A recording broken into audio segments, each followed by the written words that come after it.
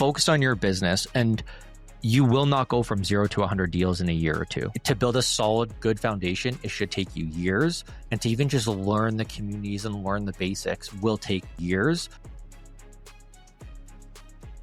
Welcome back. Today, we're speaking with Dusko Sremac. So he runs a really large team, 250 million in sales volume annually. So their average sale price is about 700,000. He works out of the Calgary market, and he has 30 agents working with him, 6 support staff. The guy's a young guy, but he's accomplished so much at such a young age. Super down to earth. He works for Real Broker, and he's done a lot. So really looking forward to the conversation here with Dusko. Dusko, welcome to the call. Thanks for having me, Mark. So Dusko, you've accomplished a lot within a short period of time, about 8 years in the business. Really excited to hear a little bit about the backstory that led you into joining the real estate community, and becoming a real estate agent. Yeah, absolutely.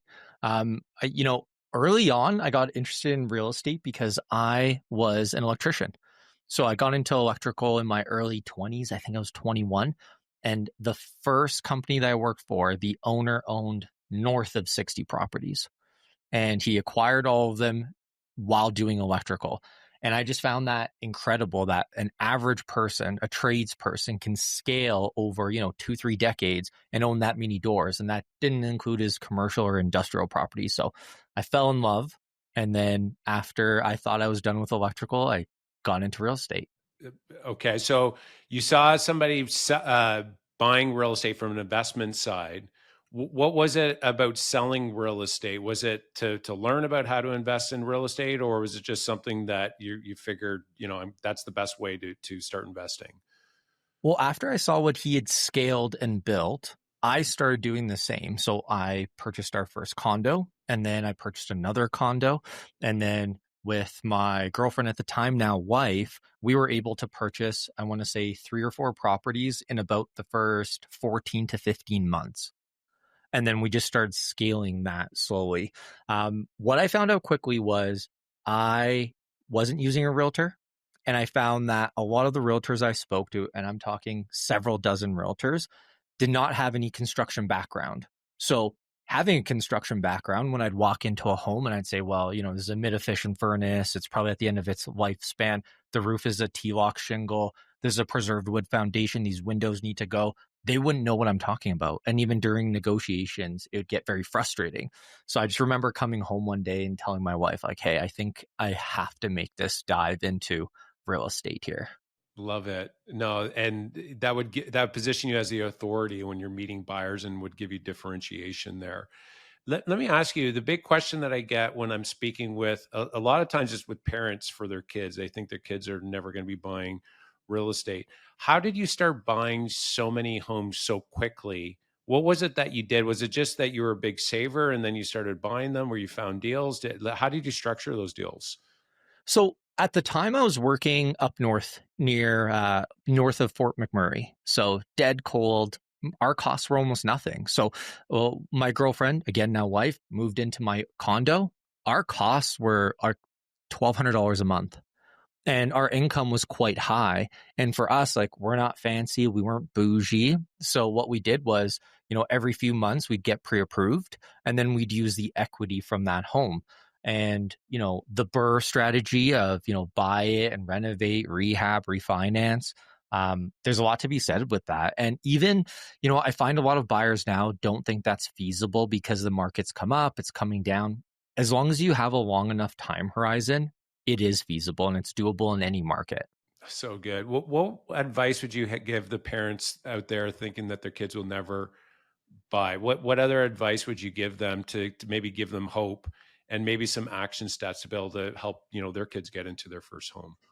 Well, the first thing is mindset. I think, every few years, you hear the whole, I heard it in 2020, I'm hearing it now, the market's going to crash. The market's going to crash. I'm going to hold off. Since 2020, the average home in Calgary is up over 35%. So if you would have thought and waited for a crash, you'd be paying an extra 35%. I do think that, if you can help your kids, if you're in a financial position to help your kids and set them up whether it's a cosign or a down payment, whatever that is, and you even come to an agreement with them, hey, we're going to refi in 5 years, I'm going to get this money back.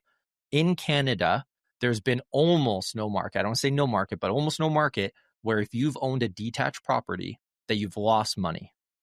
And that only goes for detached homes. Apartments, townhomes, condos, very different story. But for detached homes, it is a fairly secure investment.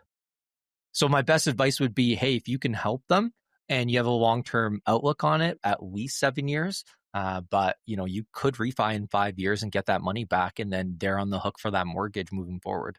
Yeah. Dusko, I love how you said first thing is mindset. I totally agree with that. Because if you believe you can or you believe you can't, you're right. And so you start looking for solutions if you think it's a possibility for you. To me, I mean, even looking at average net worth of a homeowner compared to a renter, I mean, it's like well over 200,000 for a homeowner and like $6,000 for a renter, right? And so that to me, if you can say cosign and get your kids in earlier, I think that's such good counsel, and starting with mindset as well. I do think that like society, like if you go to social media and you see what a lot of entrepreneurs say, it's rent, don't own. And it's, you can use that money to leverage into this, leverage into that, do this. The thing is, like, you don't need to be smart to make money in real estate because it's an automatic saving account. And the nice thing is it's not liquid, because if it were more liquid, you see people selling more, taking out that equity. It is difficult to refinance, especially in this market.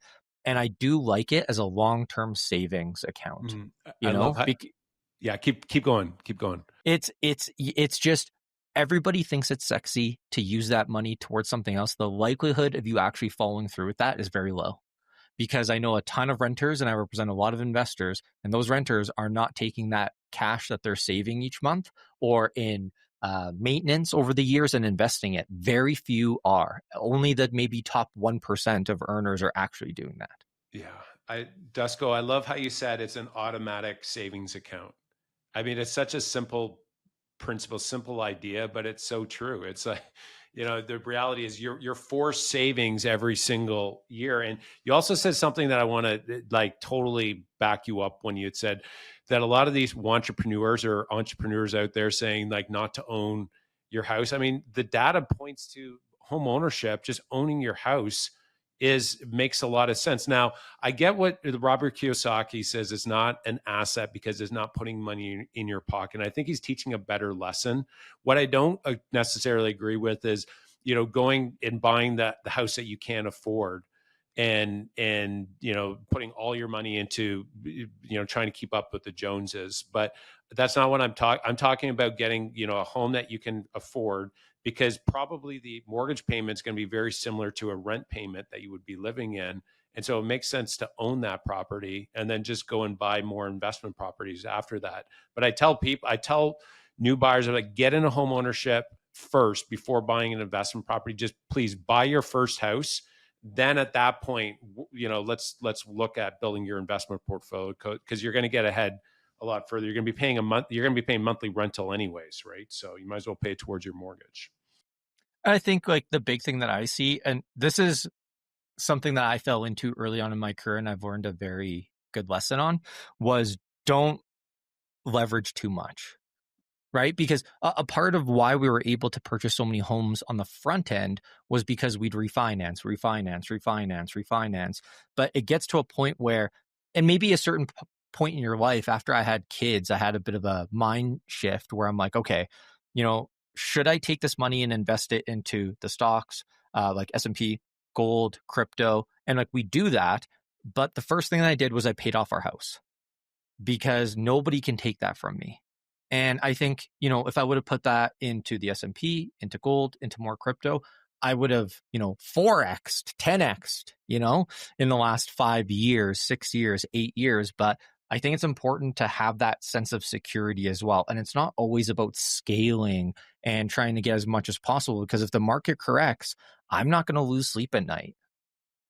And especially if you're a real estate agent, you just need to understand, like we had partners in Toronto, we have friends out in Vancouver and Edmonton and local market where, maybe you do have a banging year and you're doing 70, 80 deals, 90 years as a solo agent, or 400 to 700 transactions as a team. there's no guarantee that you're going to do that next year. And if your costs continue to grow and your lifestyle creeps up and you have 2, 3 bad years, you're going to be hurting and you're going to be stressing over that huge mortgage payment. And I'd rather just not have that at all. Yeah, 100%. It's interesting. I was listening to Dave Ramsey the other day, and he scaled up. He's like a billionaire, and he has no Yeah. mortgages on any real estate. Yep. So, yeah, and it makes sense, especially in Canada, because your mortgage interest is you're not able to write that off like an investment property. So, it actually paying off your house makes a lot more sense than say paying off an investment property. And so, I get To that. anybody that thinks that the market's going to come down. So like we're heavy into crypto and we have a lot of friends that are into trading and not just crypto, but the S&P. Gold right now is obviously high. I think we're up like 14% the last month. If you think that there's going to be a huge pullback, I tell everybody, like, you have a guaranteed return of 4, 5%, 3.5% by paying off your house because you're not paying that interest. So if I'm saving 3.5 to 5%, it feels like I'm making 5%.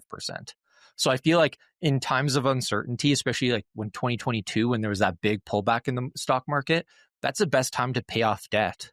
Yeah. Yeah. 100%. 100%. So, Dusko, you've had a really strong start transitioning from the investing side. It was so good. I think there's so much value, and definitely want to recommend to the listeners to go back and listen to that again because there's a lot of gold there in a very short amount of time. But Dusko, when you started as a real estate agent, the big question that I get from agents is like, how did you generate business when you first started? So, another thing that I've learned over the years is it doesn't really matter how anybody else generates business. You need to focus on something that you'll stay consistent with long term. So, I did at least 2 to 4 open houses every single weekend. During the weekdays, I would door knock and put flyers in people's doors. And then I started spending anywhere from $50 to $100 a day on Facebook ads. And that was way too many forms of lead generation to stay on top of. And B, I didn't love doing a lot of those. So I didn't put in the maximum amount of effort. I did all of them very consistently. It's just, if you told me, hey, you can generate leads online and call them all day, show value, and sit, in your office, I'd much rather do that than do an open house every weekend. Like, I'm allergic to open houses. And, I know agents that do 50 plus deals a year off of open houses. I know guys that do 70 plus deals a year off of door knocking. And should I need to do that, I can do that. But it's just, I don't enjoy doing that. Yeah. No, it's smart. I think ultimately where it comes down to is like, where are you getting your conversations from? You need to be speaking with potential buyers and sellers. And that's whether it's through Facebook ads, open houses, door knocking. I mean, door knocking is the least expensive. Same with open houses as well, right? If you don't have a lot of funds, do that. But I was even speaking with one top agent, and he would sit in gas stations. He was actually sitting and have a coffee, and then when people would walk in, he would just try and start a conversation in real estate. I'm like, yeah, he's creating conversations, and I think that's like the main point. And it's interesting because it almost seems too easy, right? And so this idea is like, no, but come on, is there any like lead generation like secret? It's like, no, you just need to have potential conversation. You got with potential buyers and sellers, just conversations, right? You get more of those in. If you have 10 of them a day, I mean, 50 of them a week, like you're going to do well at the end of the year. It's funny. It's such a funny industry, like coming from the electrical side and then coming in here. We all know what we have to do. Right? Like, Yeah. we all know it's like you have to have enough conversations. It doesn't matter if it's at the gym or through door knocking or through open houses or online. You just need to have enough conversations. So our team's over 30 agents. We have a downline where we mentor dozens of people. And the first question that I ask after someone tells me that they're struggling is, let's rewind 3 months ago. How many conversations have you had and how consistent have you been? And I already know the answer. I don't even have to look at your CRM because there is like leading and lagging indicators in your business. And if you're not busy now, it's what you weren't doing 3 months ago and 2 months ago. Yeah. It's so good. It's so good. You need to have more rainmaking activities, and that's generating conversations. And then you'll have the profitable time, which is like you're in appointments doing negotiating sales. And but yeah, and it's interesting, right? Because you're right. This is very different than a lot of other industries. It's like you want full-time results, full-time income, but you're not putting in full-time hours. I spoke to, Right. I think it was like 50 some odd agents over the course of 90 days. And I asked all of them, like, roughly how many hours a week do you actually work? And they all bullshitted me on the first answer. And I said, let's actually break it down because I use a timer. So I know exactly how much I'm working every single day and I have blocks. The average agent puts in less than 10 hours a week of like actual non-showing work into their business. And that includes paperwork, that includes some lead generation. Lead generation side, it was less than 3 hours a week. Less than 3 hours a week of lead generation. So the most important part of our business, you are spending 3 hours a week on. And when I asked these agents, how many hours a week do you actually think you work? Do you ever work 40 hours? Almost none of them, even with showings, were working 40 hours. So I just don't understand the expectation of wanting to make, $200, $300, $500,000 if you're not even putting in a regular work week. Yeah, so good. So it's interesting. I'm curious, the agents, when they first answered the question, were they all saying over 40 hours? Nobody has ever Yeah. said under 40 hours. Nobody. And that's agents that aren't even on the team. These are agents where we're not even, directly um, working together. And it's just because like you want to say 40 hours. Everybody wants to say that they work hard. Right. And I tell everybody there's a big difference between you going to the office and talking to John and sitting on the couch for an hour or two and bullshitting and then sitting on the computer and getting things done. And it's super easy. And then I chat with some of our friends and clients that like have 9 to 5s. I say, hey, how many hours of work do you actually put in? Most of them only put in a few hours of actual work per day. Yeah. Yeah. It's so interesting. I've noticed it's probably one of the biggest. Okay. So the two biggest disconnects I think in this industry or myths that I've seen is the gap between how many hours an agent thinks they work and how much they actually do work. And this is where it's getting clear. What does actual work mean? It's not sitting in the office shuffling paper from one side to the other. That doesn't consist of work, but actually doing the job of having conversations. Even showing homes, that can be part of it, of the hours, but outside of that, you got to have these conversations. The other one, it's interesting, the difference between gross and profit. That's another big disconnect. And I think that's fueled a lot from like awards and stuff out there. But those are the two big, when people are like, what are the two big myths? The first one I think is actually the biggest disconnect by far. It's so interesting. So you spoke to that many people, and not all of them said over 40 hours, and the average was 10 hours. That was the gap. Yep. See, and again, the most important thing that we need to be doing as agents is generating more future business, because no one cares about how many deals you did in September. It's October right now. It's mid-October. And it's very easy. I see this a ton on the team, off the team. Agent will have a killer month, 5 to 10 deals that month, nothing the next month, nothing the month after. And again, that all just has to do with you weren't generating more leads and connecting with enough people to stay consistent. I'd rather do 4 to 5 deals every single month, maybe go up one, maybe go down one, than have 10, 15 deals and then 0 deals, because those are the months that kill you. So good, Dusko. You're so bang on. I'm totally in 100% agreement with everything you're saying here. Tell me, you have a little stopwatch and it's an interesting story, because I was Darren Hardy's one of my mentors, and we were walking around. He was telling me when he started in real estate, and he grew to be a pretty big real estate agent. And what he would do is he have a stopwatch around his neck, and he would go and door knock, and then when he actually knocked on the door and somebody opened the door, he would start the clock. When he was done having the conversation, walking in the next door, he'd stop it.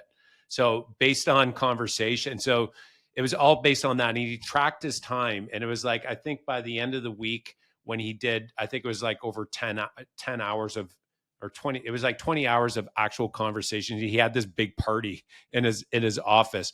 Sounds like you have something similar. You actually track your time with the stopwatch. Can you maybe elaborate on that a little bit? And then any other things you do to keep consistent so that you actually have those rainmaking activities, the conversations? If it's not in your calendar, it doesn't happen. And what I see a lot, obviously, especially when we're mentoring our agents, it's, hey, like ballpark, you should be making this many connections and calls per day on average. And what I see is people will lag, delay it as long as they can. Boom, it's 4 p.m. Oh, I need to make a few calls. My client wants me to take them out. I make no calls today. Next day, lag, same thing. For me, like it is in my calendar. I have 3 days where I'm very, very heavy on lead generation, following up with my past clients and working on my business. If a client were to call me right now and say, hey, can I go look at a house? No, I treat it as if I'm already booked, because I know if I delay that to the next day and delay it to the next day, it will just never happen. So for me, if it's not in the calendar, and like I go as far as booking time in with my family in my calendar, because like nothing moves my calendar. Only an emergency could move my calendar. So that's my first thing. The second thing is I like setting deadlines for tasks. So if I know I need to touch base with, 4 clients, priorities, I need to book home inspections in this and that, I do all those tough things first thing in the morning. So I go to the gym, I go get to the office, and then I work through all my difficult tasks first thing. They're all done by 11:30 at the latest. All those difficult tasks are done. So my day is really open for extra lead generation or for showings or for helping our agents. Yeah, it's so good. I mean, just showing up to the office in itself, they're more likely that you're going to make calls if you actually show up versus like trying to go to your home office and then getting distracted with, snacks and, you got to put the laundry in and all the rest of it, right? Yeah. The environment's important. Yeah. We've had offices almost since day one, probably the best investment. Yeah, so good. Can you elaborate a little bit on the windows of times that you have? You said 3 days a week, you go heavy on lead generation. And then how many calls a week do you recommend, or conversations a week do you recommend to the team members that you coach? So it really depends on where you're at in your career and how many deals you've done. If let's say it's a day one agent, on average, you should be making anywhere from 2 to 300 calls per week. And everybody thinks like, oh, wow, that's so many. When my business partner and I first started and we hired our first agent, who is now an ops manager, we can make that many in a day. Because I always ask agents like, why can't you make more? Because realistically, if you time your calls and you end up at a 3-minute call because, 20 won't answer, 2 answer, and you can make 15 to 20 calls in an hour, like what are you doing the rest of the day if you're not generating leads? Because if you have 5, 6 hours to make calls, you could easily make 150 to 200 calls just in a day alone. And I always think, okay, if you put me on the team and I'm a day one agent who needs to make a paycheck, I will call 200 people a day every single day until I book appointments. There is something to be said, though, about if you're good at conversion, you will never need to make that many calls. 5% of any database is always looking to make a move. So even if you have 1 or 2 bad days, you should still be able to book at least, 2 or 3 future appointments from calling, 500 people or less in a week. Mm-hmm. How many dials versus actual conversations? Like, what's your percentage of hit rate? So if you're calling in the morning, it's changed a lot since COVID, especially with people working from home and being able to answer. Pre-COVID, the numbers weren't great. If you were calling before 4 p.m., they're probably like 2 to 3 out of 20. And now it's probably closer to like 7 to 8 out of 20. On a good day, on a bad day, you're still going to be 4 or 5 connects out of 20. No, this is so good for the listeners. And then, so the next question that they'll have, it goes back to the original conversation we had. It's like, okay, where do I get these contacts? As it's like, why don't we just sit there for a bit? So we talked about open houses. You get a contact, goes into your database, right? We talked about door knocking. That's a contact. We talked about lead generation. So Facebook ads is another one. What else would you do to build the database up so you can actually have conversations with people? If I'm day one agent and I don't have an ad spend, because at the end of the day, even if you have $1,000 per month, it's not going to generate you much. Our local market, we're spending over $1,000 on PPC a day. That doesn't include bus benches. That doesn't include our 5 different platforms, our 50 plus websites. just on that PPC, not including SEO. That's how much we spend. So we're always going to show up at the top, and you're going to get some of the breadcrumbs. So again, if I'm new, I take that money and I put it towards branding and picking like one or two high volume communities, which means high turnover. So in Calgary, for instance, if I'm a brand new agent, I'm picking two communities and I'm going to door knock them consistently. And I'm going to put flyers out consistently. And I'm going to try and do events consistently in those neighborhoods. Within 2 years, because it's not going to happen in year one, within 2 or 3 years, you should be doing about 20 deals plus a year just in those two communities, not including the referrals. But for me, like lead generation's so easy. Just door knock, do some open houses. It's what you do with the leads. And I know countless agents who have CRMs filled with names, maybe 500 to 5,000, and they do nothing with them. So really, like for me, like I can explain how to lead generate all day. It's, are you actually going to have enough time to follow up with them? Do you know how to add value? What's the cadence of your touches per lead? Because if you call them too much, you're burning them. If you don't call them enough, you're burning them. So it's learning those metrics that I feel are even more important than the leads themselves. Mm. You had said something really smart, adding value. So this is another question that I get quite a bit. It's like, I'm reaching out to them. What do I say? How do I add value? It's like, I just spoke to them every a quarter, 2 months ago. It's like, what should I say? So if Mark is the agent asking that question, I would say, Mark, if you call them and you say, hey, my name's Dusko with the Real Estate Partners at Real Broker, just wanted to touch base and see how your home search is going. Just burn the lead before you even call. Because I feel like that's selfish and you're asking them to do something. What I would do is say, hey, look, we might be adding value would be, hey, we're getting another rate drop. You mentioned that the rates were still a little bit too high. Just want to let you know this is what we're expecting for rates. Also, 3 homes down the street from you sold. These are the numbers that they sold at. The 2 neighborhoods that you were considering, these were some of the sales. And then I would mention some negatives. Hey, those 2 homes had poly B plumbing. Like I mentioned before, that's going to cost anywhere from $15,000 to $20,000 to remediate that. And one of them actually needed a new roof. And I'm not asking how their home search is going. I'm not asking to take them out most of the time. I'm just adding value. All I'm doing is adding as much value as I can, whether it's through email, text, or phone calls, and they will come to you. I just recently had someone from 2019 that I took out twice. Since then, couldn't get it pre-approved. Since then, he's been out with other agents, now has a wife and is engaged and about to get married. And they came back to me.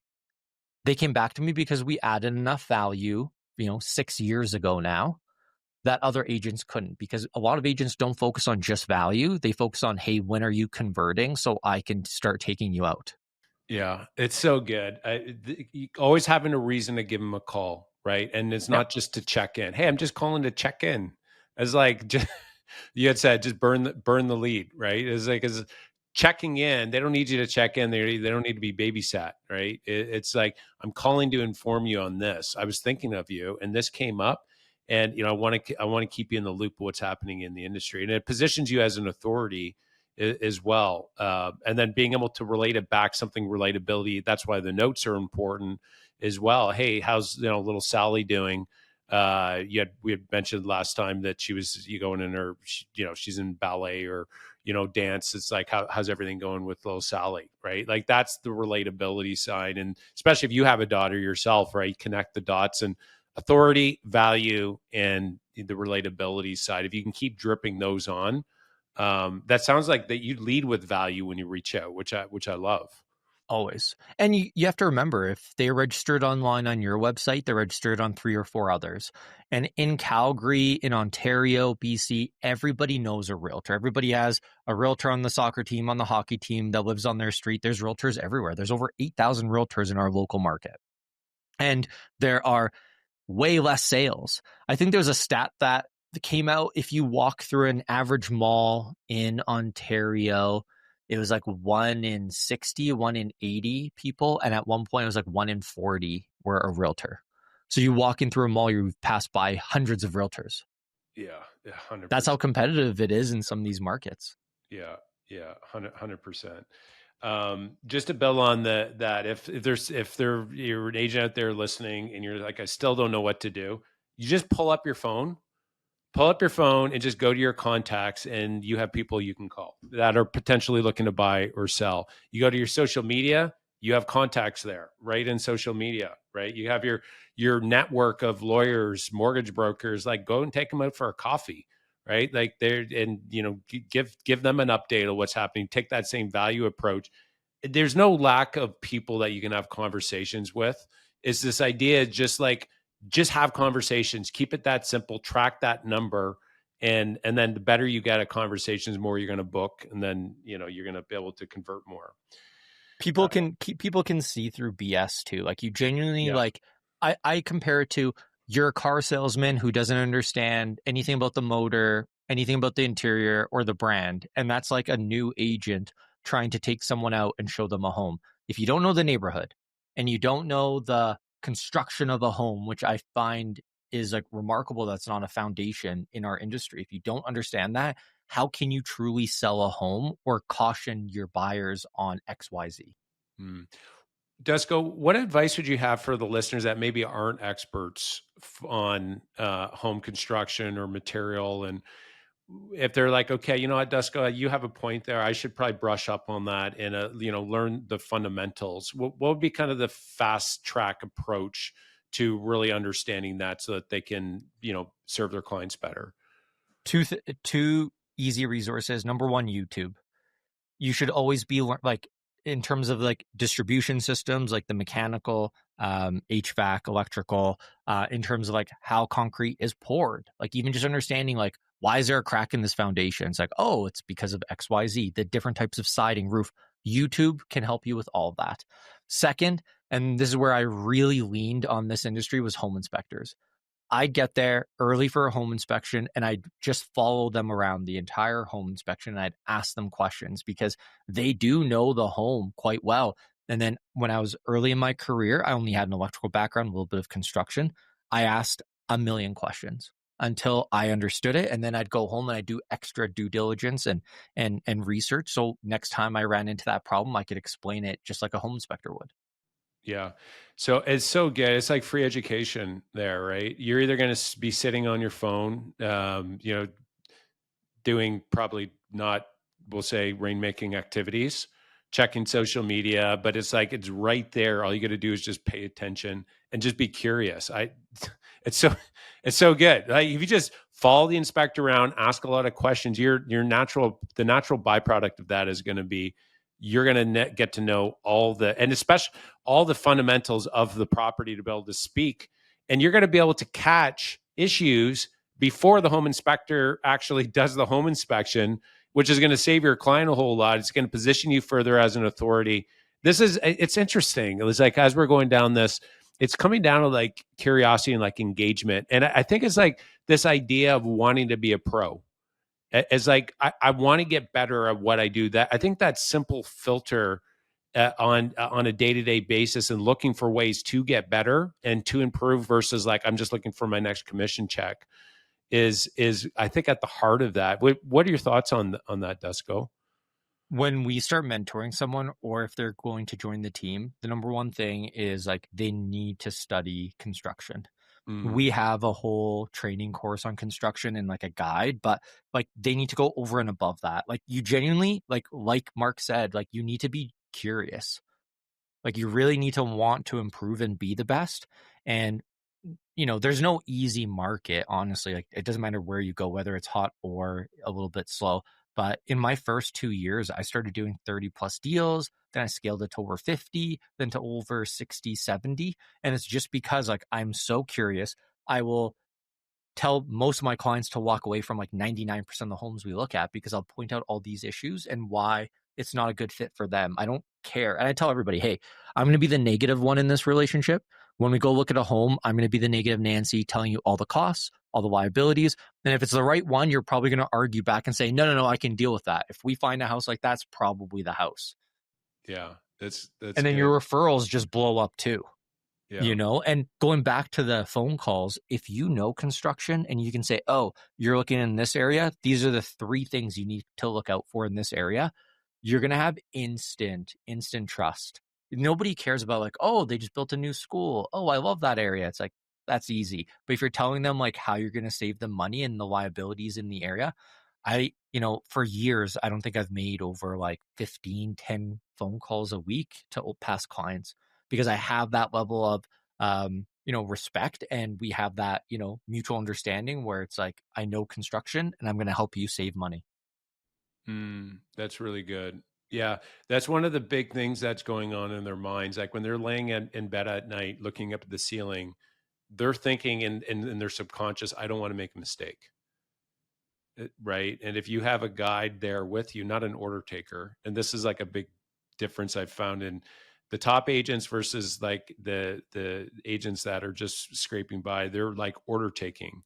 And the best agents, they guide them in the right direction. And they're like Gandalf, right? Like you kind of pull you out of your comfort zone a little bit and like encourage you to get out of the hobbit hole, like go go out there. And 100%. by doing that, they being that guide along the way, like they love you for that. Well, it, you're saving them time. Like yeah, clients will sometimes send me 20 homes and I narrow it down to 5, and I'll send them notes like this one backs onto McLeod, this one backs onto commercial, this one won't work because it's only 2 bedrooms up. They just didn't catch it. And I find I've met so many new agents where they're like, man, I've showed the same couple 40 homes this week. And I'm like, are you narrowing anything down? They're like, no. It's like, you're a door opener at that point. There's no value that you're adding. You need to advise and narrow the list down for them because nobody wants to look at 40 homes in a week. That's insane. yeah, yeah, no, exactly. 100%. And it's interesting because a lot of agents would think that they're actually adding more value by showing them all the homes versus like not telling them no and being okay to say, no, this is why, because this. And it's like, what are they going to argue with you? It's like, no, they're going to appreciate it because what they will get upset with if they keep showing them homes that don't match their criteria. It should be actually less and less homes because you've honed in on, like, the right home when they walk in, right? What before they walk in. And so that's it's so good. Guide versus order taker. Just go to your favorite restaurant. I mean, you have your favorite server is probably not an order taker. They're probably a guide telling you have to try this today because, here's why. And they get so enthusiastic about it and they start selling you on something that you maybe didn't even think of. Right. And then you're so happy after the fact. So, Dusko, one of your strengths that it really is coming across is this idea of like marketing and generating business overall. What advice maybe would you have for the listeners out there on, say, marketing your business and, we'll just say making yourself stand out compared to the competition? Oh, I think just being authentic in branding and content. Like we're in an age of content. Like you have to have social media, you have to brand yourself, but you don't need to make the same walkthrough videos as 30 other people in your local market. You don't need to talk about the same problems that Calgary's facing. You can, but do it in your own way. Don't just try and copy the content of top producing content creators or realtors in your market. And you can see that through social. If you're just a little bit more unique, you have your own take and spin on it, and you're consistent with it, you'll do great. Yeah, that is good. It's interesting. I don't know if you read the book Unreasonable Hospitality. So, one of the top restaurateurs in New York, he wrote this book, and what he would do is he would actually go to his competitors with him and his top staff, and they would sit and they'd have a meal. And then after the meal is done, like all the staff would basically be saying, "This was so good. This was good." He's like, "What?" And then he said, what were the things that they didn't do well in? And what they ended up doing was they ended up focusing on the areas that they were not doing well in, and they become masters at that, at the one thing, because differentiation, it wasn't trying to like go toe to toe on the things that they're both doing. It's like, what are you doing not well? And then he used that as a differentiation piece to make himself stand out compared to the competition. And this is where it goes back to what you were saying about being authentic. There's only one you, and at the end of the day, being you, and differentiation in itself is, I think, is a huge amount of value, right? 100%. How about customer service? customer service. Is there any kind of approaches when you have your coaching, when you're teaching your agents, that you're like, to do great customer service, these are some of the main kind of key lessons that you need to deliver on? I'm very understanding that people have different lifestyles and needs, and as agents, I should say. So some people don't want to be available 24/7. And you do have to have some boundaries. Completely understand. There is a time and a place. So, like, most of my clients don't know when I go away because I'm still going to pick up my phone. I'm going to take the 1 or 2 minutes to answer those important questions. I'll always be available for that. The other thing is, I want to be the central hub. And this is where it comes back to, how do I get more referrals and how do I get more business? I tell all of my clients, my phone is on 24/7. If anything goes wrong with your home, anything, if you have any questions, call me. Call me first. Don't call anybody else. Call me first.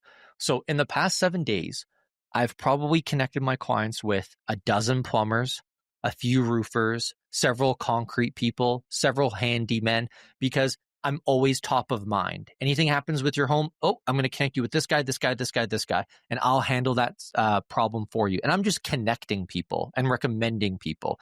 But if you can be the guy or the gal that your clients always go back to when they're having issues or any problems, you're not having to follow up because they're constantly reaching out to you. Yeah. Yeah, no, it's gold. That's so good. And that, as a byproduct, not only you top of mind, they're going to want to work with you because you keep on adding value, but all of your trades that you're recommending as well, you can coach them to send you back referrals as well, right? Because you're sending them a lot of business. It's so good. I mean, you can see how everything starts to connect the dots, right? You realize you do this, you do that, and then you start to get that momentum going, and then all of a sudden you're starting to do a lot of sales as a natural byproduct of doing these things that we're talking about consistent. And I tell agents, like, hey, if it takes you 5 minutes to reach out to two plumbers and be like, hey, are you working? I had a client on Friday night. Her sink started to back up and they had a big Thanksgiving, like lunch, dinner, and a birthday over the weekend. I had a plumber in there at 9 a.m. and it took me 5 to 10 minutes to hear back from two different plumbers. She's going to be grateful forever. That's a big deal to her. For me, I'm playing with my kids and I had to text a few people for 5 minutes. So good. Dusko, how do you keep track of all of your Rolodex or your trades? Is that just on your CRM? Like, that's a big question. Is like, how do you organize it so that when you need them, they're top of mind and you can easily flip it off and connect the dots?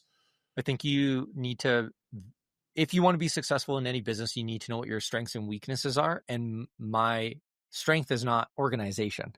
So it took many years of me being stubborn to not use a CRM and to not have a guide handy at all times. So now we have our guides, we have everything in our Dropbox and Google folders, and we have an agent forum that has every single resource we've ever printed for our agents.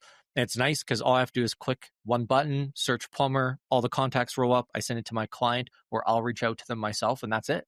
And I do the same thing with my clients. All of my clients are in two different databases. So if my assistant needs their contact, if we need to send them anything to their house and need any info, it's all right there.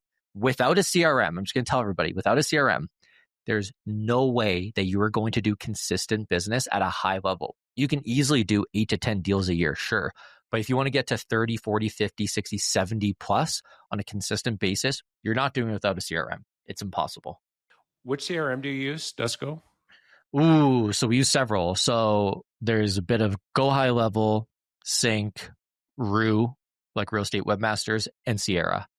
So it just depends on who the agent is and where we need it. And then we have our like in-house CRM as well. And that's where we keep like our master copy of everything, essentially. Yeah, so good. It's so interesting. It's like a lot of agents get so caught up in what they're using, but the best CRM is the one that you actually use, right? It doesn't even really matter. Just pick one and use it. Out of those agents that I spoke about earlier, Mark, how Yeah. many of them do you think use their CRM? What percentage of them do you think actually use their CRM? Of the 50 that were struggling, probably 25%. No, less than 5. Oh, geez. Less than 5. Yeah. But it makes sense because like I have agents in our downline that over 500 GCI and their CRM gets touched maybe quarterly. maybe every 2 months, because they're so heavy on referrals that they're not having to reach out as much, which I totally get. If you're in that point in your career and you don't need a CRM, that's awesome. But that may not stay consistent for that many more years, though. Dusko, you're a real sharp guy, man. It's very clear to me why you're so successful, and also why real estate agents that are under you and that coaching would go to you, because the advice you're giving is gold. I'll tell you right now, there's gold in what you're talking about. Sometimes there's like fluff, but not from you, but when you speak with other agents, but you've nailed it. And I'm not talking about the agents I'm interviewing. I'm talking about, you go to interviews and they're right. And, they kind of talk the big game, but the reality is that, and that's what I found with, if you're selling the volume that you're selling, and that's where all of our interviews are with top agents, you're getting like the golden nuggets, right? But you've definitely nailed it. So I got three last questions here, and rapid fire questions, Dusko. I could keep talking to Sure. you, but I want to honor your time here. So first question I have is, I'm a big reader, love reading books. Which book has had the biggest impact in your career? Only one book I'm going to talk about, and it's Relentless by Tim Grover. And the reason is, if you think that you're working hard, read that book, because it's essentially the coach of like Michael Jordan. And, he coached a ton of more guys too.